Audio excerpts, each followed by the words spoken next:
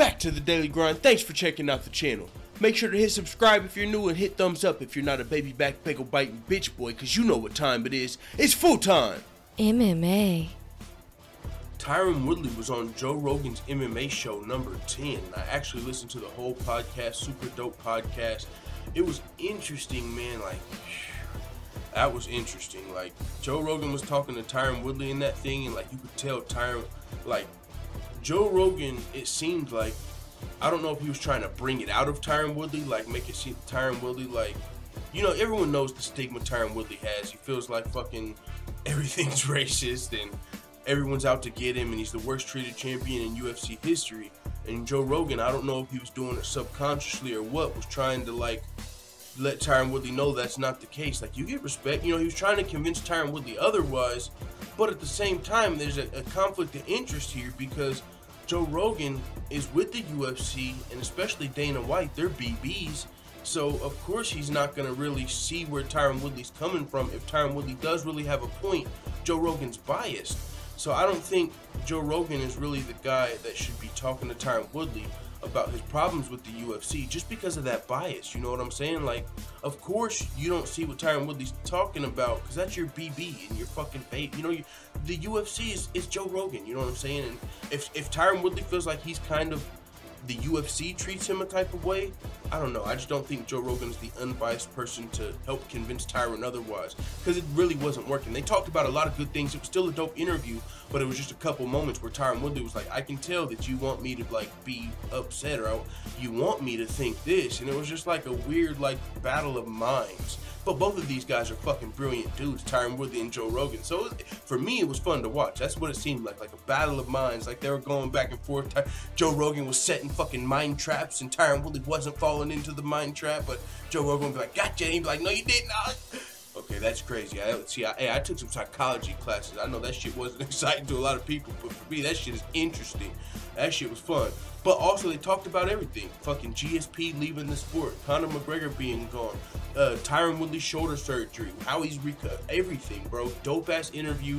Tyron Woodley and Joe Rogan MMA show number 10. Go check it out. One of the things that Tyron Woodley did talk about was that he believes GSP will only return for Conor McGregor. He said GSP could have fought me before Bisping.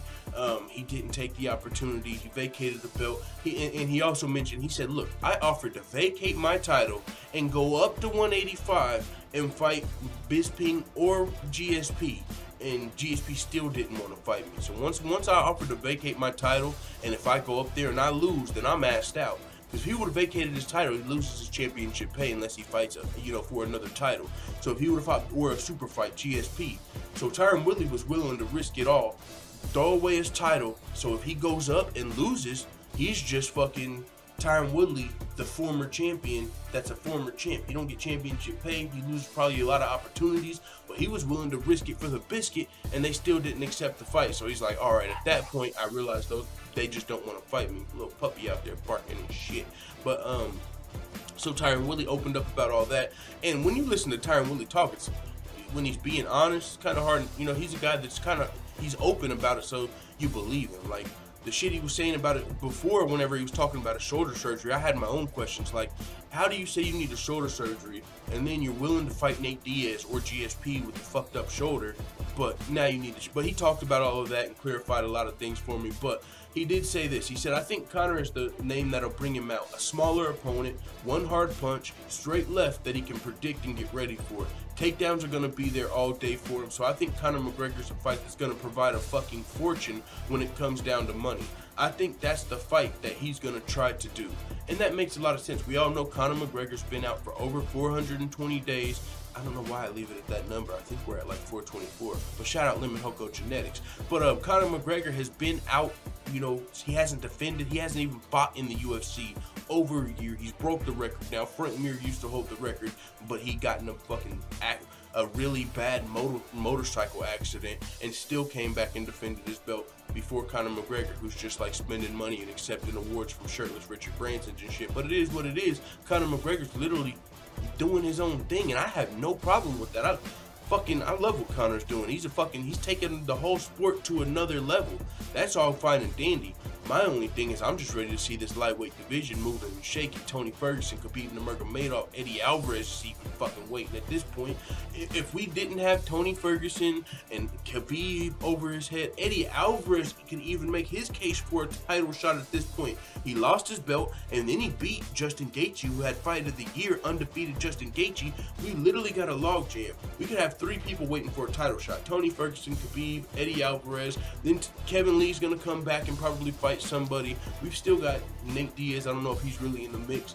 But what I'm saying is that the lightweight division is really starting to get jammed up with Conor McGregor out spending his money. So if you want to keep spending your money, boom, vacate the belt. No one even cares. When Conor comes back, he can fight GSP, as Tyron Woodley is saying, and it's going to be way bigger than a Tony Ferguson or a Khabib Nurmagomedov fight, unless it's in Russia, which is really what Conor wants. He really wants Conor in fucking Russia with the bear cage side, and he wants to beat Khabib in front of the bear. Fuck out of here. No, but Conor does want Khabib in Russia. But what I'm saying is, man, Conor McGregor doesn't need the belt to come back to MMA. Yeah, it'd be nice for Conor McGregor to defend a belt, and if he wanted to shut up every hater, he could do that by defending his belt versus Tony Ferguson, because that's one of Conor McGregor's biggest criticisms. In 2 organizations out of 4 titles, he's never defended a belt. And now he's breaking the record for the amount of time in the UFC, and we've got a logjam in this division, and something's got to happen soon. So, with that being said, GSP is a potential fight, but he couldn't fight GSP if he was still the champion. But Tyron Woodley does believe that's a fight, the only fight GSP will come back to.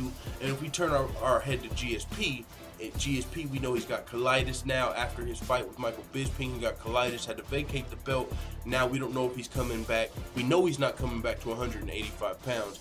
But when GSP does come back, if GSP ever comes back, is it going to be at 170 pounds to fight Tyron Woodley, or 170 pounds to fight Conor McGregor?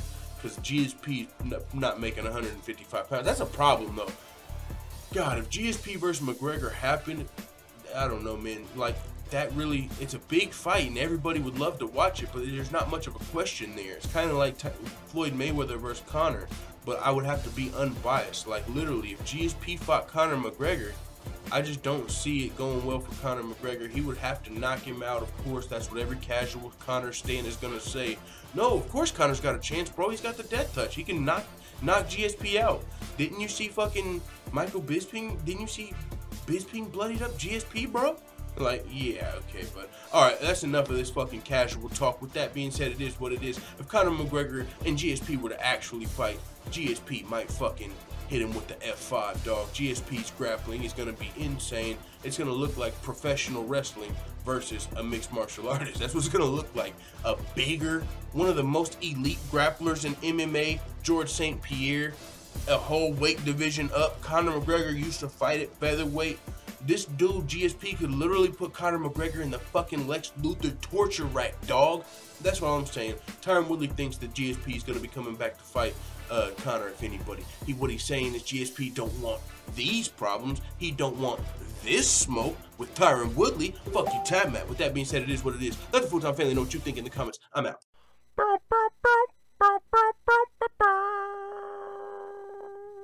Da da da da da. It's the motherfucking DOG.